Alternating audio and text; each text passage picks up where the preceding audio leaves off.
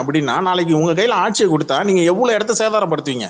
உங்க கட்சி பேர்ல உங்க கட்சி தொண்டர்கள் எவ்வளவு சேதாரம் படுத்துவாங்க, எவ்வளவு நாசமாகும், பொது சொத்து எவ்வளவு நாசமாகும். இது வரைக்கும் நீங்க அன்னைக்கு மதுரை மாநாட்டில் நடுவில் ஒரு ஹைவே ரோடில் நடுவில் அந்த இதை இடிச்சு இடுப்பை அந்த தடுப்பை ஒன்று இடிச்சு வழி வச்சிங்க, மறுபடியும் அதை கட்டி கொடுத்தீங்க, கரெக்டு. ஆனா விக்கிரவாண்டியில் என்ன பண்ணீங்க? விக்கிரவாண்டியில் என்ன பண்ணீங்க?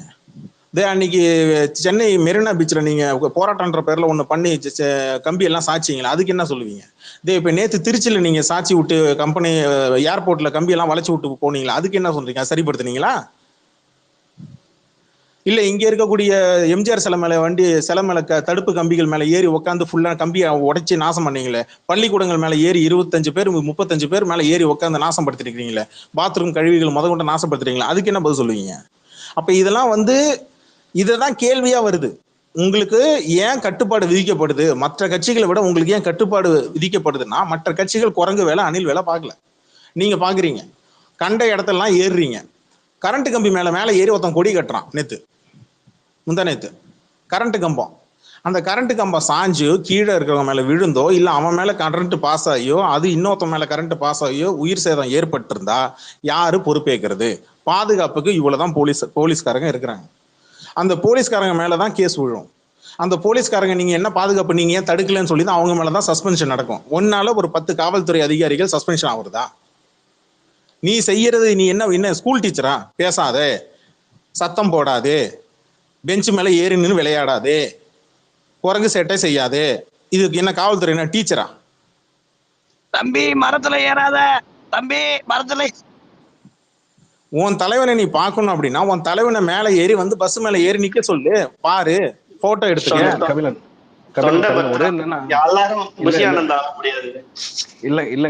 இல்லங்க என்ன விஷயம்னா, இப்போ ஒரு டைம் கொடுக்குறோம்னா அந்த டைமுக்குள்ள அந்த போலீஸ்காரங்களுக்கான சாப்பாடு தண்ணி எல்லாமே அதுக்குண்டான டைம் தான் எடுத்துருப்பாங்க, அவங்க பாத்ரூம் வசதி உட்பட. இவன் மட்டும் டைம் நிறைய எடுத்துக்கிட்டானு. நேற்று எத்தனை பேர் அவங்க காவல்துறை சரி எத்தனை பேர் சாப்பிடாம இருந்திருப்பாங்க, எத்தனை லேடிஸ் இருந்திருக்காங்க, அவங்களுடைய ஒரு சராசரி ஒரு இயல்பு இது பயன்படுத்த முடியாத சூழ்நிலை ஏற்படுத்திருக்கானுல இவன் நடந்து வந்து.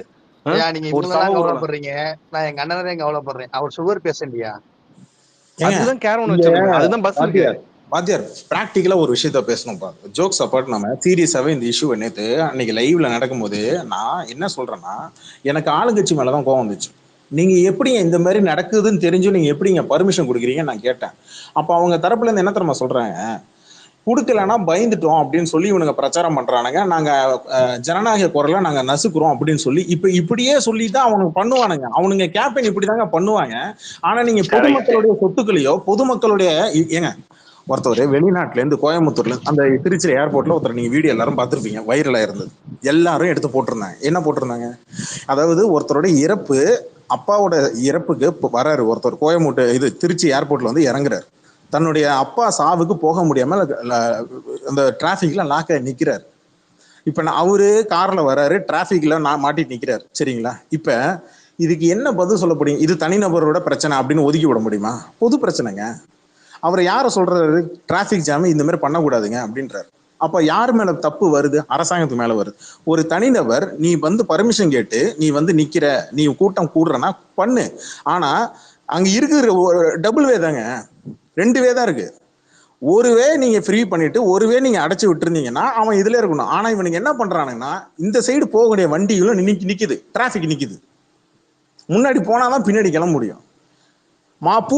பூ வாங்கி விற்கிறவங்க மார்க்கெட் ஏரியால பூ, இந்த சாமந்தி பூ, இந்த பூவை வாங்கி விற்கக்கூடிய இந்த பாட்டிமா, வயசான பொம்பளைங்க, வயசான ஆம்பளைங்க எல்லாம் இருக்கிறாங்க.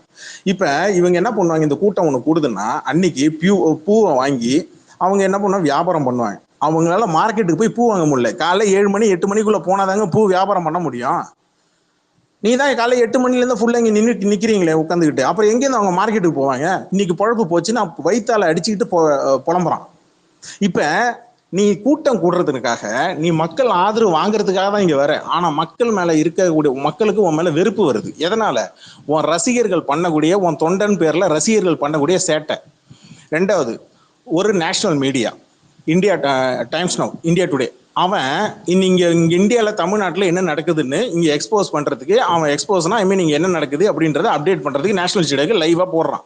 நீ அவன் கழுத்துல போயிட்டு, ரிப்போர்ட்டர் கழுத்துல போயிட்டு துண்டை மாட்டி அவனை நக்கல் பண்ணி நையாண்டி பண்ணி அவன் முன்னாடி டான்ஸ் ஆடி நீ இப்படி பண்றதுனால இப்ப என்ன ஆயிடுச்சு அப்படின்னா, நேஷனல் மீடியால இருக்கிறவன் எல்லாரும் அந்த கிளிப்பிங் எடுத்து போடுறான்.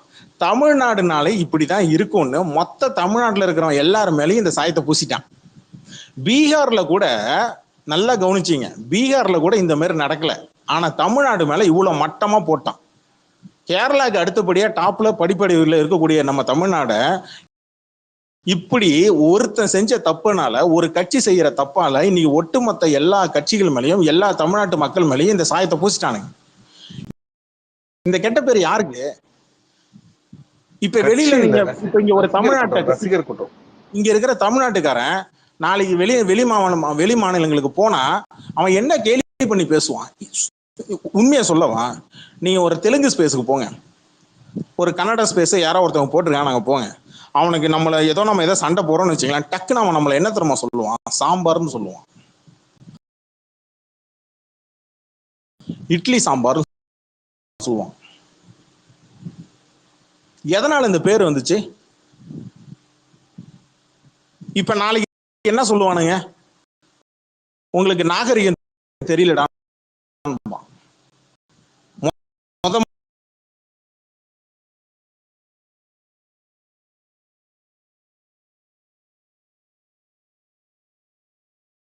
முதல்ல நாகரிகத்தை கண்டுபிடிச்சது இங்க தமிழன் தான். மனித நாகரிகம் எப்படி இருக்கு? அப்படி எழுத்து எழுதுறது, எழுத்துக்கு வடக்கன் விஜயா மாறிடுவான் ப்ரோ. அப்படி இருந்துச்சு ப்ரோ இந்த மாநாடு. ட்ரெயின்ல வடநாட்டுல ட்ரெயின்ல டிக்கெட் எடுக்காம என்ன பண்ணுவானுங்கன்னா, நீங்க பாத்திருப்பீங்க, ட்ரெயின் மேல ஏறி அள்ளி டிக்கெட் எடுக்காம குமிவானுங்க. ட்ரெயின் மேலாம் ஏறி உட்காருவானுங்க, பஸ் மேலாம் ஏறி உட்காருவானுங்க. நீங்க பாத்திருக்கீங்கல்ல? சீவலபெரி பாண்டி படம் பார்த்திருக்கீங்களா? கருத்தம்மா படம் பார்த்திருக்கீங்களா? இல்ல மாப்பிள்ள என்ன பஸ்ஸா ஓட்டுற, மேல உட்காந்துருக்கலாம் பார்த்தா மனுஷனா தெரியலையா, வகுந்து ஒழுங்கா பஸ்ஸை ஓட்டுறா அப்படின்னு சொல்லுவான் சீவலபெரி பாண்டியில. அந்த மாதிரி நீ பட்டுக்கு ஒரு மாநாடுன்ற பேர்ல, ஒரு ரேலின்ற பேர்ல காவல்துறையை பக்கத்துல வச்சுக்கிட்டு அரசு அதிகாரிகள், எஸ்ஐ, இன்ஸ்பெக்டர், டிஜி, எஸ்பி முதற்கொண்டு அங்க உட்காந்து ரவுண்ட்ஸ் இருக்கிற இடத்துல நீ பட்டுக்கு ஒரு கட்சி கொடியை மட்டும் ஒன்று கழுத்துல தொங்க விட்டுக்கிட்டு நீ கரண்ட் கம்பி மேல ஏறுறதும், பள்ளிக்கூடங்கள் மேல ஏறி உட்கார்றதும், ஒரு சிலை மேல ஏறி உட்கார்றதும், எம்ஜிஆர் செலவுனால ஏறி உக்காந்துட்டேன். சரி, அப்படியே இந்த அரியலூர் பக்கத்துல செலலாம் பெரம்பலூர் பக்கத்துல செலலாம் இருக்கும். என்ன, ஒவ்வொரு ஏரியாலையும் ஜாதி சங்க தலைவர் செலலாம் இருக்கும். ஏறி உக்காந்துருவே நீ? எங்க மதுரையில போய் உக்காந்துரு பாப்போம். உக்காந்துருவே நீ? மதுரையில போய் உக்காந்துருவே நீ? ஆண்டிப்பட்டியில போய் உக்காந்துருவே நீ? சாதி சங்க தலைவர் சிலையில போய் உக்காந்துருவே நீ? எங்க அம்பேத்கர் சிலை மேல ஏறி உக்காந்துருவே நீ? அறிவு இருக்கா? ஒன்னால இப்ப எவ்வளவு பெரிய கலவரம் வரும், எத்தனை பேர் அடிச்சடி நடக்கும். ஒன்னால மொத்தம் அடிச்சுக்கிட்டு சாவணுமா? யாரை குறை சொல்லுவாங்க? அரசாங்க அதிகாரிகளை குறை சொல்லுவாங்க. மாவட்ட செயலர் நீ என்ன, மாவட்ட ஆட்சியர் நீங்க என்ன பண்றீங்க, எஸ்பி என்ன பண்றீங்க, போலீஸ் லோக்கல் இன்ஸ்பெக்டர் என்ன பண்ணீங்க, அத்தனை பேரையும் சஸ்பென்ஷன் பண்ணுவாங்க. ஒன்னால இத்தனை பேருக்கு வேலை போகணுமா? உனக்கு பர்மிஷன் கொடுத்துன்ற ஒரே காரணத்துக்கு இத்தனை பேருக்கு வேலை போகணுமா? ஒரு கூட்டம் நடத்துறாங்கன்னா அந்த கூட்டத்தில் அழகா கலந்துக்கிட்டு அழகா நீ அழகா தலைவன் வரானா சத்தம் போடு, விசில் அடி, என்ன உட்காந்து சந்தோஷமா இருந்துட்டு பார்த்துட்டு டாட்டா கட்டிட்டு போ. யார் வேணான்னா? யார் தடுத்தா? பொதுமக்களுக்கு ஏன் தொந்தரவு படுத்துற? இவ்வளவுதானே கேட்கறானுங்க. அது கேட்க கூடாது.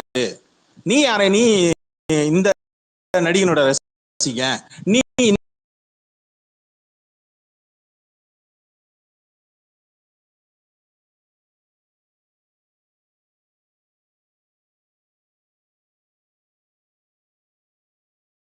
இந்த கட்சியோட ஆளு, நீ இந்த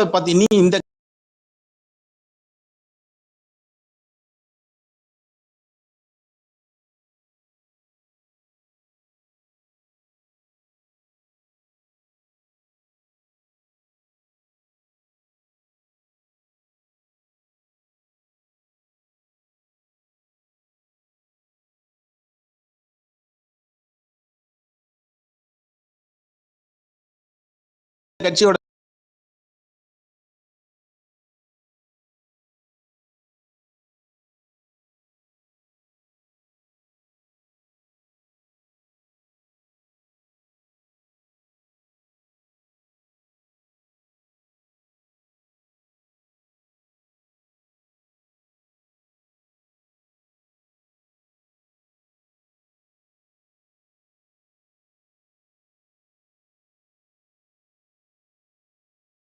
சப்போர்ட்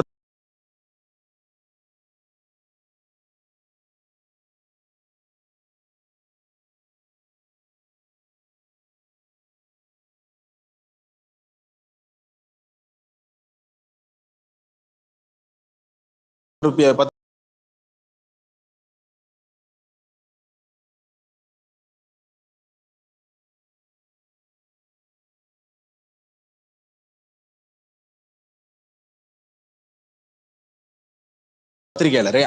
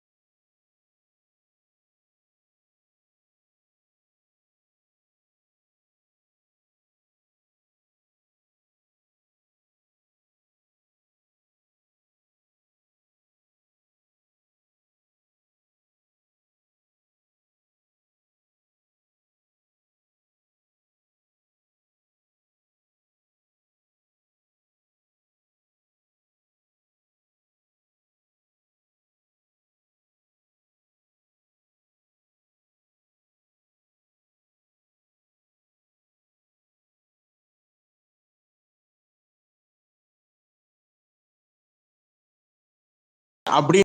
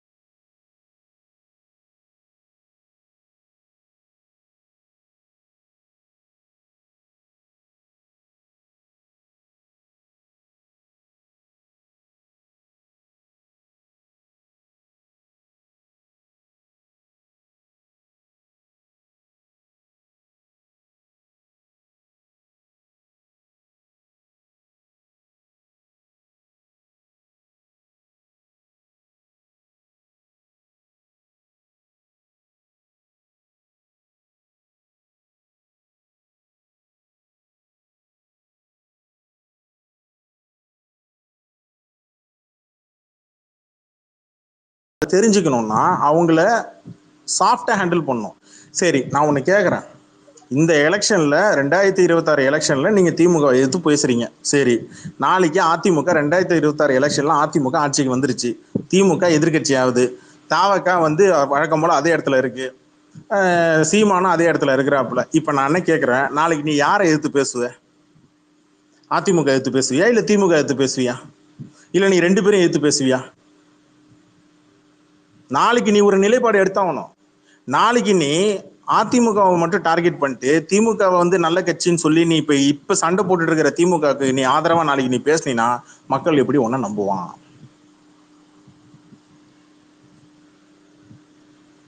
நீ ஒரு நிலைப்பாடு எடுத்தினா அந்த நிலைப்பாட்டுல ஸ்ட்ராங்கா இருக்கணும். ஆனா ஆத்துல ஒரு கால் சேத்துல ஒரு கால் வச்சின்னா உன்னை விமர்சனம் பண்ணதான் செய்வாங்க. அதை நீ ஏத்துக்கிட்டு தான் ஆகணும். ஆளுங்கட்சியும் விமர்சனம் பண்ணுவான், எதிர்கட்சியும் விமர்சனம் பண்ணுவான், கூட்டணி கட்சிகளும் எதிர்சல பண்ணுவான், ஏன் கட்சி இல்லாதவன் கூட விமர்சனம் பண்ணுவான். இங்க ஊர் வாய மூட முடியாது ராஜா. நீ ஒருத்த வாய மூட வைக்கலாம், ஊர் வாயெல்லாம் மூட வைக்க முடியாது. அவன் பேசதான் செய்வான். இன்னைக்கு தெருவுக்கு தெரு டிவி சேனல், தெருவுக்கு தெரு யூடியூப் சேனல், செல்லுக்கு செல்லு, வீட்டுக்கு வீடு சேனல் வச்சிருக்கான். யூடியூப் செல்போனுக்கு கையில் வச்சிருக்கிறவங்க யூடியூப் சேனல் வச்சிருக்கான். நீ எல்லாரையும் வாய மூட வச்சிருக்கியா? நான் நினைச்சா ஒரு சேனல் ஆரம்பிக்கலாம். இங்க இருக்கிறவர் யார் வேணாலும் நினைச்சாலும் ஒரு சேனல் ஆரம்பிக்கலாம். யூடியூப் சேனல், யூடியூப் டெலிகாஸ்ட் பண்ணலாம். என்ன பண்ணுவ நீ?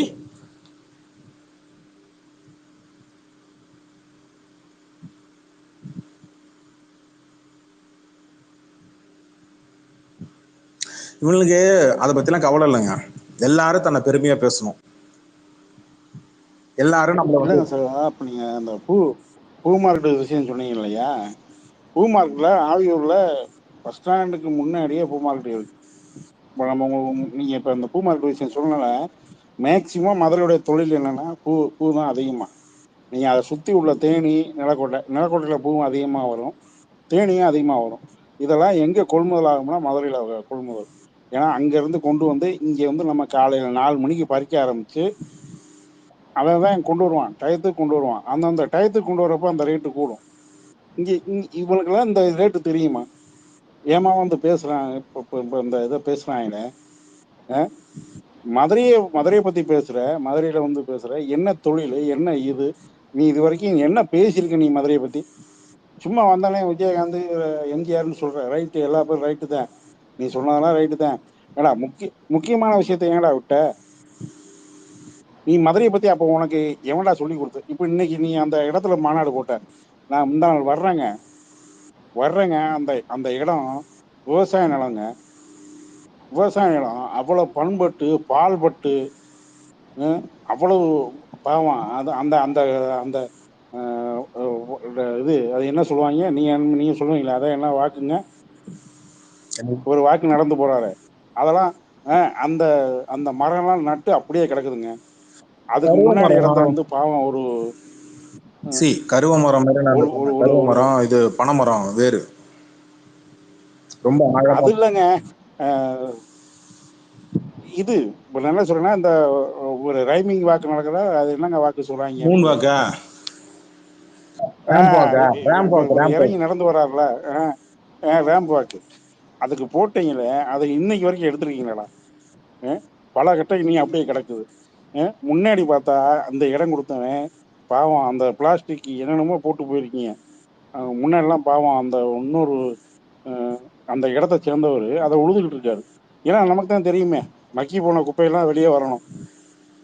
பிளாஸ்டிக் மண்ணில் சேர சேர அந்த மண்ணுக்கு கெடுதல்.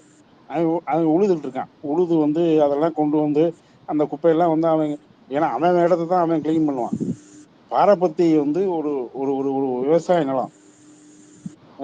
ஆவியூருக்கு தேடி ஒயின் ஷாப்பை தேடி போய் அலையிறீங்களா? ஆவியூர்ல இருக்க பூ மார்க்கெட்டுக்கு என்னடா வழி செஞ்சீங்க இன்னைக்கு? இங்க இவங்க எங்க மாட்டுவாங்க அப்படின்னா, டிவிகே கட்சிக்காரனுங்க எங்க மாட்டுவீங்க அப்படின்னா, இப்ப நீ ஊர்ல இருக்கிற கட்சி எல்லாரையும் குறை சொல்லி பேசுற, சரி ரைட்டு, சரி ஊர்ல இருக்கிறவன்லாம் உத்தமம் இல்லைன்ற, சரி ரைட்டு, ஓகே.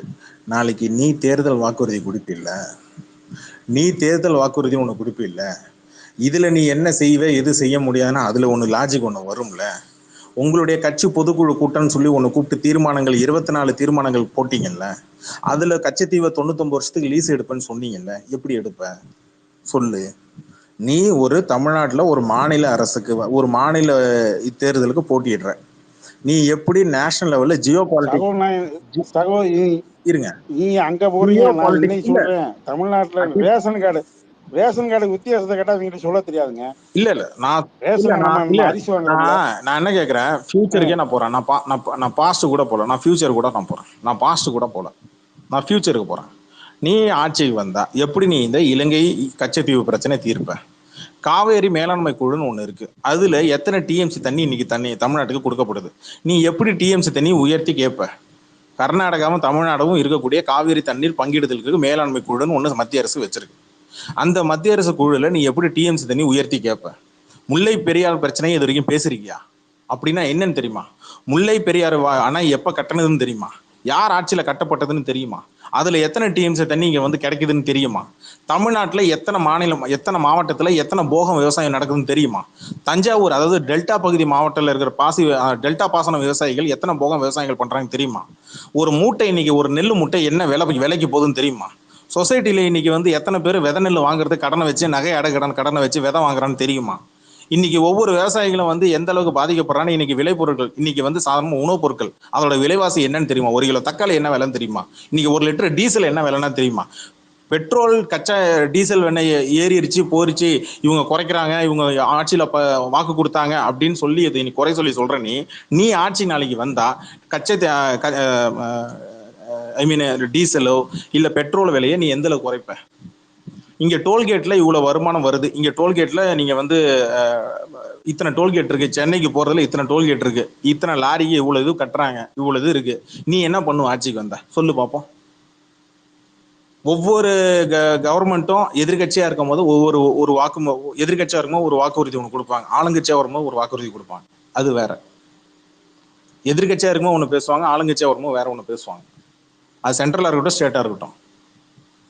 விவசாயிகள் உற்பத்தி செய்யக்கூடிய ஒரு பொருளுக்கு அவங்க விலையை நிர்ணயிக்க முடியுமா? நீ ஆட்சிக்கு வந்த நீ பண்ணுவியா? சொல்லு பார்ப்போம். வச்சிருவே நீ? இன்னைக்கு ஒரு மூட்டை, இன்னைக்கு கரும்பு ஆலைகள், இன்னைக்கு அது பெரிய கரும்பு விவசாயிகள் பண்றவங்களுக்கு பெரிய பிரச்சனை ஒண்ணு இருக்கு. ஒரு டன்னு கரும்புக்கு நீ இன்னைக்கு என்ன விலை போகுதுன்னு தெரியுமா? கரும்பு ஆலையத்துல ஏதாவது ஒரு இடம் ஒண்ணு தெரியுமா? இது வரைக்கும் அவனா பேசியிருக்கிறானா? சரி, அரசு ஊழியர்கள் ஏன் வருஷம் அரசு ஊழியர்கள் போராட்டம் நடத்துறாங்க? செவிலியர்கள் ஏன் போராட்டம் நடத்துறாங்க? ஏன் ஆசிரியர்கள் போராட்டம் நடத்துறாங்க? நிரந்தர பணி வேணும்னு சொல்லி எதுக்கு கேட்கறாங்க? ஊதிய உயர்வுன்னு சொல்லி ஏன் கேட்கறாங்க? தமிழ்நாட்டோட வருமானம் மொத்தம் எவ்வளோ? எங்கேருந்து அதிகமா வருது வருமானம்? அதை எப்படி பெருக்கலாம்? ஏதாவது ஒரு திட்டம் வச்சிருக்கிறியா? சொல்லு. இது வரைக்கும் டிவிகே கட்சியில இது வரைக்கும் எங்க கிட்ட இவ்வளவு பெரிய திட்டம் இருக்கு, நாங்க இது இப்படி செய்யலான் இருக்கிறோம், இப்படி நாங்க வகுக்க போறோம் அப்படின்னு ஏதாவது ஒரு திட்டம் இருக்கா? மக்கள் கிட்ட இது வரைக்கும் போய் கொண்டு போய் சேர்த்திருக்கியா? எதுவுமே இல்ல. குறை சொல்ற அரசியல் இங்க திமுக. நான் என்ன கேக்குறேன், இங்க இருக்கக்கூடிய கிராமத்துல ஒரு நிமிஷம் செல்வ பாண்டியன், தமிழ்நாட்டுல இருக்கக்கூடிய எல்லாரும் மனசாட்சியோட தொட்டு சொல்லுங்க, இங்க திமுகவும் அதிமுகவும் தமிழ்நாட்டுக்கு எதுவும் செய்யலையா? இவன் கொள்ளடிக்கிறான், இவன் கொள்ளடிக்கிறான், அவன் கொள்ளடிக்கிறான், அதெல்லாம் வேற. ஆனா இந்த ரெண்டு கட்சியும் எதுவுமே செய்யலையா தமிழ்நாட்டுக்கு? மனசாட்சியோட தொட்டு சொல்லு. இந்த 50 ஆண்டு ஆட்சியில இவங்க ரெண்டு பேரும் எதுவுமே செய்யலையா தமிழ்நாட்டுக்கு? கெடுதல் மட்டும் தான் செஞ்சாங்களா? மனசாட்சியோட தொட்டு சொல்லு. நல்லது செஞ்சா பாராட்டு, ஏதாவது கெடுதல் செஞ்சா நீ குறை சொல்லு, தப்பு இல்லை. ஆனா நல்லது செய்யும் போது வாய மூடிட்டு ஏன் கம்முன்னு இருக்கிற? நீ ஸ்டேட் கவர்மெண்ட்டை விடு, சென்ட்ரலுக்கே வா. சென்ட்ரல் கவர்மெண்ட் நீ காங்கிரஸும் எடுத்துக்க, பிஜேபியும் எடுத்துக்க, ரெண்டு பேரும் கெடுதல் மட்டும் தான் செஞ்சாங்களா? நல்லது செய்யலையா?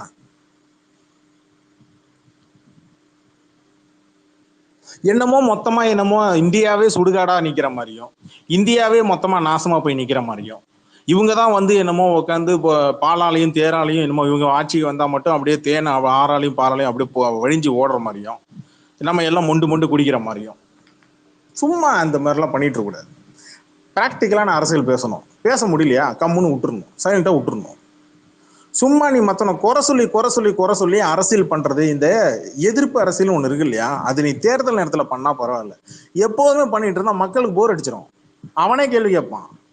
பொதுமக்களுக்காரன் அரசியலுக்குள்ள வந்தானா அரசியல் தாங்காது. இல்ல சொல்ல, நான் உங்கள்கிட்ட ஒரு கேள்வி கேட்குறேன். இப்போ அங்க விட்டு நம்ம ஊர்ல அவுட்டர்ல வந்து குளிக்கிறதுக்கு தொட்டி கட்டி விட்டுருக்காங்களா? தொட்டியா? கிராமத்துல வந்து தண்ணி தண்ணி அதிகமா இல்லாத கிராமத்துல வந்து தொட்டி கட்டி விட்டுருக்காங்களா? இங்க அப்படிலாம் இந்த மாதிரிலாம் கிடையாதுங்க. நீங்க பாத்தீங்கன்னா இங்க வந்து தென் மாவட்டத்துல ஊருக்கு அவுட்டர்ல வந்து, அதாவது ஊருக்கு முன்னாடியோ இல்ல ஊருக்கு பின்னாடியோ தொட்டி குளிக்க வந்து தொட்டி கட்டி விட்டு இன்னைக்கு வரையும் தண்ணி வந்துகிட்டு இருக்கு. நீங்க பாத்தீங்கன்னா சின்ன வயசுல தண்ணி இல்லாம நாங்க போய் தோட்டத்துக்குலாம் குளிச்சதுல நாங்க அதெல்லாம் இருக்கு. இன்னைக்கு வரைக்கும் மேக்சிமம் தென் மாவட்டத்துல ஊருக்கு அவுட்டர்ல ஒரு, அதாவது என்னன்னா ஒரு கேதத்துக்கு போற, ஒரு கேதம் ஆயிடுச்சு, ஒரு கெட்ட விஷயத்துக்கு போனது, இதெல்லாம் வந்து இதெல்லாம் யார் காலத்துல நடந்துச்சு? இவங்க வேகமா பேசுறாங்க. தண்ணி தண்ணி இல்லாத ஊருக்கு ஒரு ஒரு ஒரு சரி, பைப்புல தண்ணி வருதோ இல்லையோ, நான் ஒரு ஒரு கேள்வி தொட்டியை உனக்கு கட்டி விட்டு. கேட்குறேன். இங்க ஊர்ல இருக்கிற அரசியல் கட்சி சரியில்லைன்னு சொல்லி ம், தான் நீ வந்து இங்க பிரச்சாரம் பண்ணிட்டு இருக்கிற. சரி, இது வரைக்கும் உன் அரசியல் கட்சி எத்தனை ஏரிகள் எத்தனை குளங்கள் தூர்வாரி இருக்கீங்க? தனிப்பட்ட முறையில நீங்க ஆளுங்கட்சியா வந்தாதான் செய்வீங்க. அப்ப நீங்க ஒரு கட்சியா இருக்கும் போது see, அரசியல் கட்சின்றது நீங்க மக்களுக்கு சேவை தான் செய்ய வரீங்க. நீங்க பொதுமக்களுக்கு சேவை செய்ய வரீங்க. சோஷியல், ஓகேவா?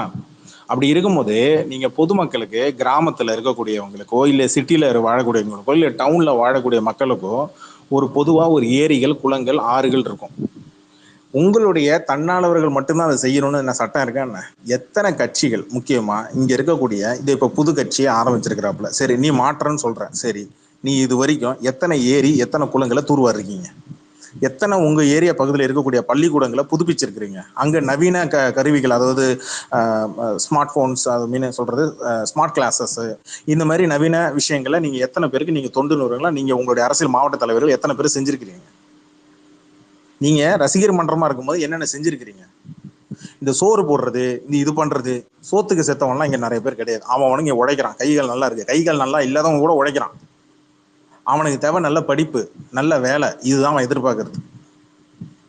அது இங்க அவங்க இங்க வந்து நான் செய்யறேன் அப்படின்னா உன்னுடைய செயல்பாடு அரசியல் ஆட்சி பிடிச்சதுக்கு அப்புறம் தான் நடக்குமா? அரசாங்க பணத்துல தான் உன்னால செய்ய முடியுமா? அப்போ இங்க நீ செய்யணும்னு நினைக்கிறேன்னா உன்னால முடிஞ்சது வரைக்கும் நீ என்னென்ன செஞ்சிருக்கிற? கட்சி சார்பா இது வரைக்கும் என்ன செஞ்சிருக்கு? எங்க ஒரு 4 மாவட்டத்துல நான் ஏரியை தூர்வாரி இருக்கிறேன், நான் குளங்களை தூர்வாரு, இதெல்லாம் அரசாங்கம் செய்ய வேண்டியதுங்க, நாங்க ஏங்க செய்யணும் அப்படின்னு கேட்டீங்கன்னா, அப்ப அரசாங்க பணத்துல நாளைக்கு நீ வந்தா செய்வேன்னு என்ன உத்தரவாதம்? என்ன உத்தரவாதம்? நீ அந்த காசை திங்க மாட்டேன்னு என்ன உத்தரவாதம்?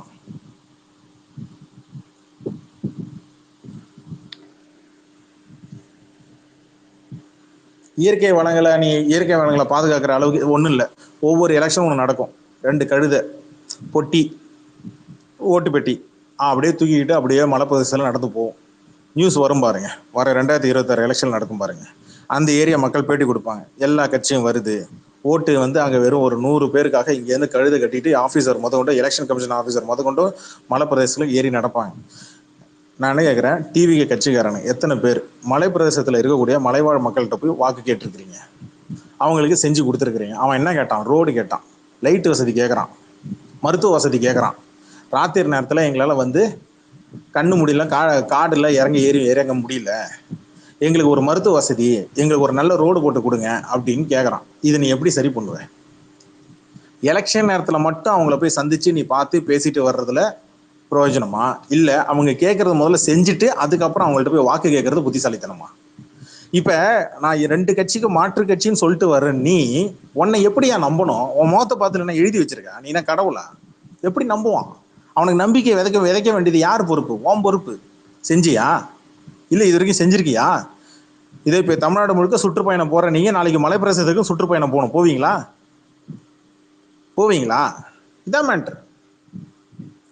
மலை கிராமங்களுக்கு போகணும், அவங்களுடைய தொழில் என்ன, அவங்களுடைய தொழில் வாழ்வாதாரம் என்ன, அந்த வாழ்வாதாரத்தை எந்த அளவுக்கு போய் சந்திக்கிற, அவங்களுக்கு உள்ள ஏன் கிராமங்களில் போயிட்டு அவங்களுடைய வாழ்வாதாரம் போய் பார்த்து தெரிஞ்சுக்கிட்டு வந்தா மட்டும்தான் அரசியல்ன்றது ஒரு அளவுக்கு மக்களோட தேவைன்றது புரிய வரும். சென்னையை மட்டுமே சுத்திட்டு வந்தா அரசியல் புரியாது. சும்மா தூத்துக்குடி, திருச்சி, மதுரை இந்த சைடு மேலோட்டமா மட்டும் 4 மாவட்டத்தை சுத்திட்டு வந்துட்டா அரசியல் ஆயிடாது. அது பேர் தேர்தல் பிரச்சனை ஆயிடாது. இறங்கணும், உட்பகுதியில் இருக்கக்கூடிய கிராமங்களுக்கு, உட்கிராமங்களுக்கு போகணும், அவன் என்ன நிலைமையில இருக்கிறான் அப்படின்றது தெரியணும். இன்னும் பல பேர் படிப்புக்கு இங்கே பணம் தேவைப்படுது. அந்த படிப்பு இலவசமாக நல்லா படிக்கிற பசங்களுக்கு இங்கே நிறைய பேர் ராகவா லாரன்ஸு, சூர்யா மாதிரி, அகரம் ஃபவுண்டேஷனு, இன்னும் நிறைய பேர் பண்ணுறாங்க. வெளில தெரியறதில்ல. தேவைகள் இருக்கிறனால தான் இவங்க எல்லாம் போய் செய்கிறாங்க. தேவை உண்மையிலே இல்லைன்னா ஏன் அவங்க ஃபவுண்டேஷன்லாம் ஏன் போய் படிக்கணும்? மக்கள் ஏன் தேடி போகணும்? அப்போ ஒரு திட்டத்தை கொண்டு வா. அந்த திட்டம் சரி, நீ 2 கட்சிகிட்ட திட்டம் இல்லை, உங்ககிட்ட திட்டம் இருக்கா? சரி, என்னன்னு சொல்லு பார்ப்போம். மக்களுக்கு சொல்லு, நான் இந்த திட்டத்தை கொண்டு வருவேன், இந்த திட்டம் மூலமா இப்படி பண்ணலாம், இப்படி செய்யலாம் அப்படின்றத சொல்லு. அன்புமணி ராமதாஸ் 101 ஆம்புலன்ஸ் நினைக்கிறேன், அந்த ஆளு தான் அவர் இதை பத்தி பேசுறாரு. இந்த அம்மா ஆட்சிக்கு வந்தோடனே அவர் சொன்ன ஐடியா பிடிச்சிதான் இவங்க இந்த 108 ஆம்புலன்ஸ் கொண்டு வந்து திட்டத்தை கொண்டு வராங்க. சக்சஸ்ஃபுல்லா போகுது. இது எங்கேருந்து வந்து திட்டம்? அமெரிக்கால இருந்த திட்டம். இந்த ambulance toll free number, phone பண்ணா இன்னைக்கு ஆம்புலன்ஸ் வருது. இன்னைக்கு எத்தனை பேர் அது மூலமா பயன்படுறீங்க? ஒரு ஆம்புலன்ஸ்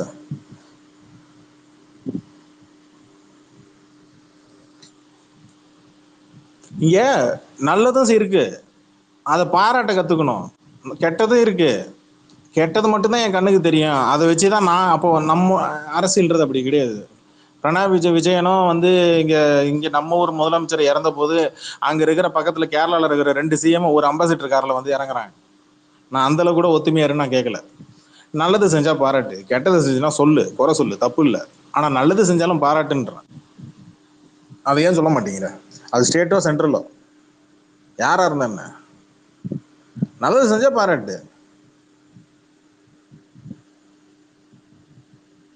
யாரும் எதுவும் சொல்லக்கூடாது. அப்படியே தங்கம் வைரம்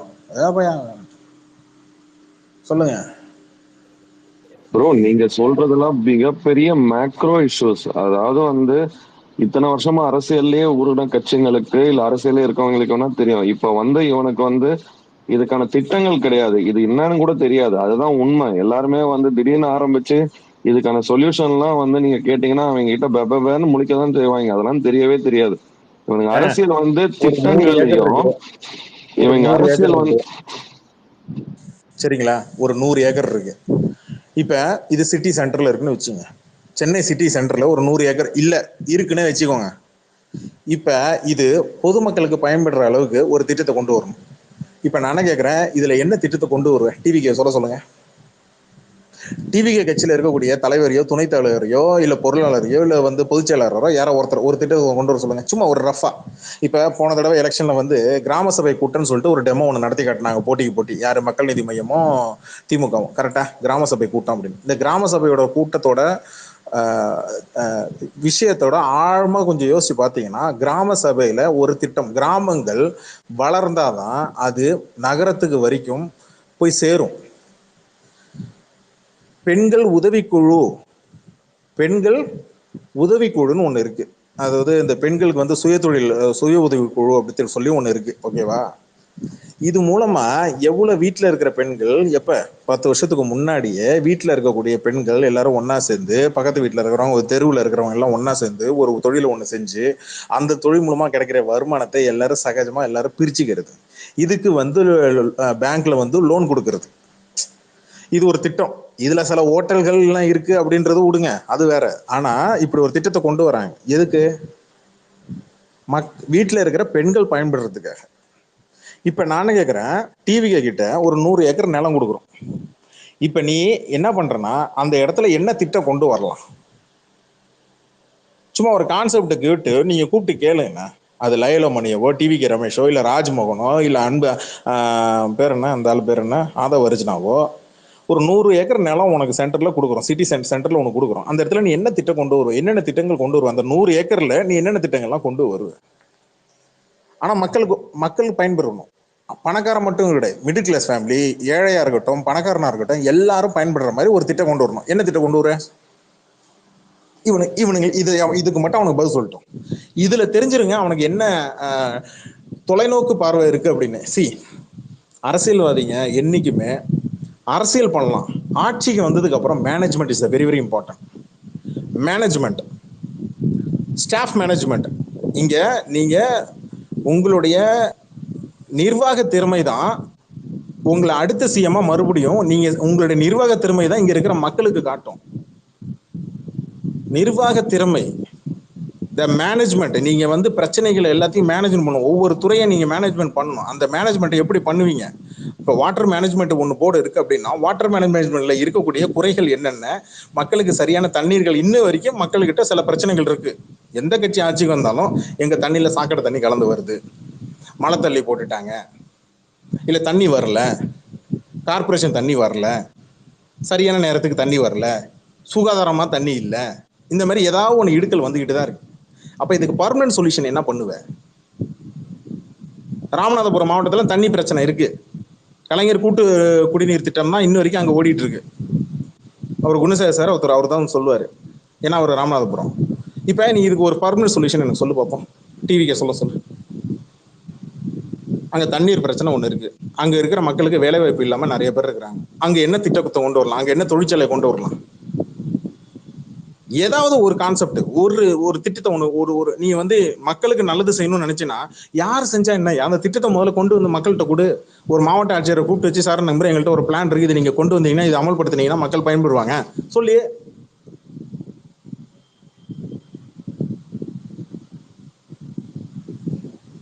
கேக்குதா எல்லாருக்கும்? கேக்குது. நீங்க சொல்ற விஷயம்லாம் வந்து ஒரு அரசியல் கட்சியா ஹேட்டரா கூட கிடையாது. ஒரு அரசியல் கட்சியா நீ எப்படி ப்ராக்ரஸ் பண்ணும், மக்களுடைய நம்பிக்கை எப்படி சம்பாதிக்கணும் அப்படின்னு சொல்ற விஷயங்கள், நல்ல விஷயங்களை கூட புரிஞ்சுக்கிற அளவுக்கு அவங்களுக்கு பக்குவமும் கிடையாது, எதுவுமே கிடையாது. கட்சி ஆரம்பிச்சு ஏன்டா இடைத்தேர்தல நிக்கல, ஈரோடு இடைத்தேர்தல நிக்கலாம் கிடையாது, எங்களுக்கு டைம் இல்லைன்னு சொல்றவங்க அவங்க. நீங்க ஆரம்பிச்சதே எலெக்ஷன்ல நிக்கதான், ஆனா அதுவே எங்களால முடியல அப்படின்றவங்க. அவங்க கிட்ட போய் நீங்க பெரிய பெரிய இதெல்லாம் வந்து ரொம்ப பெரிய விஷயம் ப்ரோ. அவங்களுக்கு புரிஞ்சுக்கிற அளவுக்கு பக்குவம் கிடையாது. அவங்க அரசியலே வந்து கிமிக்ஸை நம்பி ஓடிட்டு இருக்குது. வெறும் ஃபேஸ் வேல்யூ, கொஞ்சம் மாஸ் காட்டலான்ட்டு. இப்ப நேற்று நடந்தது, அந்த 13ஆம் தேதி நடந்தது எல்லாத்தையுமே வந்து அவங்க நினைச்சிருந்தாங்கன்னு வச்சுக்கோங்க. நான் ஆர்கே நகர்ல தான் இருக்கேன். ஜெயலலிதா இங்க போயிட்டு வந்திருக்காங்க, பல்லாயிரம் மக்கள் நின்றுருக்காங்க. இங்க எல்லாத்தையுமே வந்து அழகா வந்து மேனேஜ் பண்ணி அந்த வண்டி எல்லாம் ஸ்லோவா போற மாதிரி எல்லாம் எங்கேயுமே நடந்தது கிடையாது. இவங்களுக்கு என்னன்னா வேணும்னே தான் அதை பண்ணானுங்க. ஏன்னா அந்த வந்து எவ்வளவு கூட்டம் இருக்கோ அது மீடியால இருக்கும், மாசா போட்டுரு அவன்ட்டு ஒரு கிமிக்ஸ் நம்பி ஓட்டிட்டு இருக்காங்க. அவங்க கிட்ட போய் நீங்க திட்டம் இதுன்னா அடுத்து என்ன ப்ராக்ரஸ் பண்றேன்னு கேட்டீங்கன்னு வச்சுக்கோங்களேன், அந்த அளவுக்கு எல்லாம் யோசிக்கிற அளவுக்கு அவங்க இதுல மேல்கட்ட தலைவர்களுக்குள்ளே யாருக்குமே கிடையாது. அதுதான் உண்மையும்.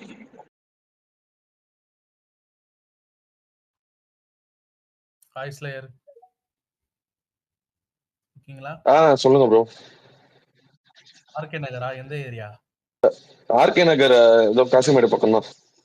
காசிமேடு சிக்னல் பக்கத்துல வீடு. Super super. நீங்க? நான் தண்டையார்பேட்டை தான். தண்டையார்பேட்டையில எங்க? தண்டையார்பேட்டையில வந்து இந்த உடுப்பி ரோட்ல இருக்கும்ல, அது பக்கத்துல. இது அப்போலோ ஹாஸ்பிட்டல் எதிரா? இல்ல அங்க இல்ல, இது வேற வெங்கடேஸ்வரா. இது கிராஸ் ரோடு. ஹோட்டலே சொல்லுங்க, நம்ம தெரியாத அது. வெங்கடேஸ்வர ஹோட்டலே எங்க ஸ்கூல்ல படிச்ச பொண்ணு அப்பா தான். கேக்குதாங்களா? கேக்குதா எல்லாருக்கும்? கேக்குது ப்ரோ, சொல்லுங்க. இங்க இவனுங்க அடிப்படை அரசியலே தெரியாம ஏதோ குறை சொல்ற பொதுவான இந்த இதெல்லாம் வந்து இப்ப நடுவுல இந்த திமுக அதிமுக அவங்களுக்கு உள்ள ஒண்ணு நடக்கும். அது என்ன நடக்கும்னா, நாங்கள் ஆட்சியில் இருக்கும்போது என்னென்ன செஞ்சோம், நீங்க ஆட்சியில் வரும்போது நீங்க என்னென்ன பண்ணீங்க அப்படின்ற ஒரு மோதல் ஒண்ணு நடக்கும். அது ரெண்டு பேரும் ஆட்சியில இருந்தவங்க ரெண்டு பேரும் பேசிக்கிறது. 10வது பாஸ் பண்ணவங்க 12வது பாஸ் பண்ணவங்க பேசுற நடுவில் போயிட்டு எல்கேஜி நம்ம போய் பேச முடியுமா? நீ ஏன்டா குறுக்க வரன்னு கேட்பானா? கேட்க மாட்டேனா? 12வது பசங்க ரெண்டு பேர் பேசுற இடத்துல நீ போயிட்டு எல்கேஜி நடுவில் உள்ள போந்து நீ என்ன செஞ்சனா, இந்த பசங்க படத்துல ரெண்டு பேர் வீட்டுக்கு நடுவில் சண்டை நடக்கும். காலுக்கு நடுவில் பூந்து ஒரு சின்ன பையன் உள்ள வந்து ஓங்கி வந்து அடிச்சுட்டு போவான். பட் அந்த மாதிரி தான் இருக்கு டிவிக்கு அரசியல். இதை செஞ்சீங்களா? ரேஷன் கடையில சீனி எவ்வளவு விக்குது, ஐயா கடையில சீனி எவ்வளவு ஒண்ணு இல்லையா, சொல்ல தெரியாதுங்க. ஒரு ரேஷன் கடைக்கு போறவன் சாதாரணமா இன்னைக்கு வந்து எடுத்துட்டு போறவன் ஒரு அட்டைக்கு ரேஷன் கார்டுல எத்தனை விதமான அட்டை இருக்குன்னு தெரியுமா? ரேஷன் கார்டுல எத்தனை விதமான அட்டை இருக்குன்னு தெரியுமா? இந்தந்த கார்டுக்கு எத்தனை கிலோ அரிசினா தெரியுமா? எத்தனை கிலோ சர்க்கரை கொடுக்குறாங்கன்னு தெரியுமா? என்னென்ன பொருள் கொடுக்குறாங்கன்னு தெரியுமா?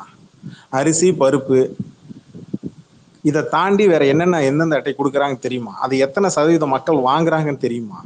எத்தனை பேர் ரேஷன் அரிசியை வாங்குறாங்கன்னு தெரியுமா? எத்தனை பேர் அரிசி, சர்க்கரை, பருப்பு, பொங்கலுக்கு வந்து என்னென்ன இதெல்லாம் கொடுக்குறாங்கன்னு ஏதாவது தெரியுமா? இன்னமும் கடைகோடியில மக்கள்ல எத்தனை பேர் ரேஷன் அரிசியை தான் வடிச்சு சாப்பிட்றாங்கன்றது தெரியுமா? இன்னைக்கு ஒரு அரிசி, 1 கிலோ அரிசியோட, பொன்னி அரிசியோட விலை என்ன, கவுனி அரிசியோட என்ன விலை என்ன, மாப்பிள்ளை சம்பாவோட அரிசி 1 கிலோ விலையோட என்ன, குதிரைவால் அரிசி அப்படின்னு ஒன்று இருக்குன்னு தெரியுமா? யானைவால் அரிசின்னு ஒன்று இருக்கு, அது தெரியுமா? அரிசி வகையில் மொத்தம் எத்தனை வகையான அரிசி இருக்கு? நெல் ஜெயராமன் ஒருத்தர் இருக்கிறாரு, அவர் எத்தனை விதமான அரிசியை மீட்டு கொடுத்தாருன்னு தெரியுமா? ஏதாவது ஒன்று தெரியுமா? விவசாயத்தை பத்தி ஏதாவது பேசிக் கான்செப்ட் இருக்கா? திணையோட விலை என்னன்னு தெரியுமா? திணை இந்த திணைவால் அரிசி நான் என்ன சொல்றேன், அரிசியில கிட்டத்தட்ட 108 வகை இருக்குங்க, அதை தாண்டி மேல இருக்குங்க. நானே கேட்குறேன், இன்னைக்கு பயன்பாட்டில் இருக்கக்கூடிய வெள்ளை பொன்னி, அரிசி பொன்னி, நீ இருக்க மாதிரி இன்னைக்கு மக்கள் பயன்பாட்டில் இருக்கக்கூடிய அரிசி, பிரியாணி அரிசி கொண்டு நான் சேர்த்து தான் சொல்றேன். இன்னைக்கு மக்களுக்கு தேவையான அரசியல் என்ன, மக்களுக்கு தேவையான விஷயங்கள் எது என்னன்று கூட தெரியாம மேம்போக்கா அந்தந்த நேரத்துல எந்தெந்த விஷயம் டாபிக் பெருசாகுதோ அதுல மட்டும் நம்ம உள்ள புகுந்து அரசியல் பண்ணிட்டு வரணும்னு நினைச்சேன்னா, எப்பா நீயும் 10-11 தான். எல்லாரும் என்ன கருத்து சொல்றாங்க, அதை பார்த்துட்டு கடைசியா நம்ம என்ன கருத்து சொல்லலாம், அதுக்கு பேர் சந்தர்ப்பவாதம், அதுக்கு பேர் அரசியல் இல்லை. தைரியமா ஒரு பிரச்சனையை ஒண்ணு எடுத்து முன்னாடி கொண்டு வந்து நிற்பான், கம்யூனிஸ்டுக்காரன் வந்து நிற்பான். ஏன் கம்யூனிஸ்ட்டை வந்து எல்லாரும் கிண்டல் அடிக்கிறாங்கன்னா, கம்யூனிஸ்டுக்காரன் இங்க வந்து ஒரு பிரச்சனை ஒண்ணு இருக்கு அப்படின்னா சின்ன பிரச்சனையை அவன் தான் முன்னாடி வந்து நிற்பான், எடுத்துட்டு நிற்பான். அது தொழிற்சாலை பிரச்சனையா இருக்கட்டும், இல்ல வந்து தொழிலாளர்கள் பிரச்சனையா இருக்கட்டும், இல்ல ஒரு சாதாரண ஒரு விவசாயிகள் பிரச்சனையோ, இல்ல வந்து ஒரு லஞ்சம் ஊழலோ அப்படின்னா கம்யூனிஸ்டை தாண்டி தான் அடுத்து வெளில வரும். அந்த காலத்துல அப்படிதான் நடந்தது. இல்லை இப்பயும் அப்படித்தான் நடக்குது. ஆனா அவனை கண்டுக்க மாட்டோம் நம்ம. கபிலன் ப்ரோ, ஓகே நான் வைண்ட் அப் பண்ணிக்கிறேன், ரொம்ப கண் இருந்துட்டே போகுது. டேய், நான் பேசுனது வெறும் 1% கூட கிடையாது, 1/2% அரசியல் தான். உங்களுக்கு அப்படி சொல்லல, நேத்து நைட்டே கொஞ்சம் ஒர்க்குனால சரியா பரவாயில்ல. தூங்கல. ஆனா இப்ப நான் பேசுனது வெறும் 1/2% அரசியல் தான். இதை தாண்டி அரசியல் வரலாறுன்னு ஒண்ணு இருக்கு. அதெல்லாம் பாலிடிக்ஸ் எல்லாம், நீ ஜியோ பாலிடிக்ஸ் எல்லாம் படிச்சேன்னு வச்சுக்க, தலை சுத்தி கீழே விழுந்துருவ. இதெல்லாம் அரசியலே இல்லைன்ட்டு ஓடிடுவாங்க அவங்க. இவரு நான் சொன்னதெல்லாம் வெறும் இவரா 100%. தெரிஞ்சனாலதான் சொல்லல. நான் என்ன பொறுத்த நான் ஒண்ணே சொல்லிக்கிறேன், எனக்கு அரசியலை பத்தி கொஞ்சமாச்சு தெரிஞ்சதுனால்தான் இந்த தற்கொலைகளை எதிர்க்கிறேன். இல்லடா, நான் சொன்னது இப்ப நான் பேசின அரசியல் ரெகுலர் மணி நேரம் நான் பேசினேன் இல்லையா, இதெல்லாம் அரசியலே கிடையாது. நான் சொன்னதெல்லாம் அரசியலே கிடையாது. நான் சொன்னதுல இப்ப 100% அரசியல் இருக்குன்னா அதுல 0.5% தான் இப்ப நான் பேசுனேன், வெறும் 0.5% தான். இதை தாண்டி பெருசா ஒண்ணு இருக்குடா, டே பெருசா இருக்குடா. தமிழ்நாடு பாலிடிக்ஸ் தான் நான் சொல்றேன், பாலிடிக்ஸ் மட்டும் தான் சொல்றேன். நீ அதர் ஸ்டேட்லாம் எடுத்துட்டு போனேன்னு வச்சுக்க, அப்படி டே என்ன விட்டுருங்கடா சாமி, அரசியலே வேணாண்டான்ற அவ்வளோ பெரிய விஷயம் அது. அதை நீ வார்டு பண்ணாலாம் நடக்காது. நீ வார்டு பிரச்சனையும் சமாளிக்க முடியாது, வார்டு பிரச்சனையும் சமாளிக்க முடியாது. அஜித்தன் ஃபார்வர்ட், நான் உண்மையை சொல்றேன், நீ மக்க பண்ணாலாம் வேலைக்காது ராஜா. நீ அதுலயே ஊறி 10 பேர்கிட்ட தினமும் பேசணும் அந்த விஷயத்தை பத்தி. 10 பேர்கிட்ட ஐஏஎஸ் எக்ஸாம் படிக்கிற பாத்திருக்கியா? பசங்க பாத்திருக்கியா? யாரா ஃப்ரெண்ட்ஸ் யாரா பாத்திருக்கியா? இல்ல ஒரு நிமிஷம், நான் இது கேட்கறது மட்டும் பசங்க. ஐஏஎஸ் எக்ஸாம் இல்லடா, ஐஏஎஸ் எக்ஸாம், ஐபிஎஸ் எக்ஸாம் படிக்கிற பசங்களை யாரா பாத்திருக்கியா? நான் பாத்திருக்கேன், சொல்லுங்க. வீட்டு பக்கத்துல அவங்க படிக்கிற போய் சிலபஸ் ஒரு தடவை பாரு. எல்லாமே எடுத்து படிக்கணும், 10th சிலபஸ்னு எல்லாமே படிக்கணும். ஜெனரல் நாலேஜ், பாலிடிக்ஸ் மொத்தமா கொடுத்துருவான். வரலாறு நீ தம்பி, history and current affairs, current அஃபேர்ஸ்னா இன்க்ளூடிங் ஆல் ஸ்டேட்ஸ் எல்லாமே தெரிஞ்சிருக்கணும். தினமும் நியூஸ் பேப்பரை படிக்கணும். முதல்ல ஐஏஎஸ் ஆபீசரா இருக்கிறவன் சட்டங்கள் தெரியணும். முக்கியமா கடந்த காலகட்டத்தில் இருந்த மாற்றப்பட்ட சட்டங்களும் தெரியணும். இப்ப இருக்கக்கூடிய அப்போ அது ரொம்ப, நீ ஐஏஎஸ் எக்ஸாம் படிக்கிறது சமண்டா, நீ மொத்த ஜியோ பாலிடிக்ஸ். என் வீட்டு பக்கத்துல ஒரு பொண்ணு ஐஏஎஸ் படிக்குது, தினமும் அந்த பொண்ணு 5 பேப்பர் படிக்கும்.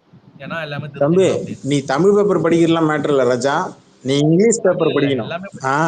அதான் மேட்ரு. ஏன்னா இங்க ஐஏஎஸ் எக்ஸாம் என் ஃபேமிலிலயும் படிச்சிருக்கிறாங்க, அதனால சொல்றேன்.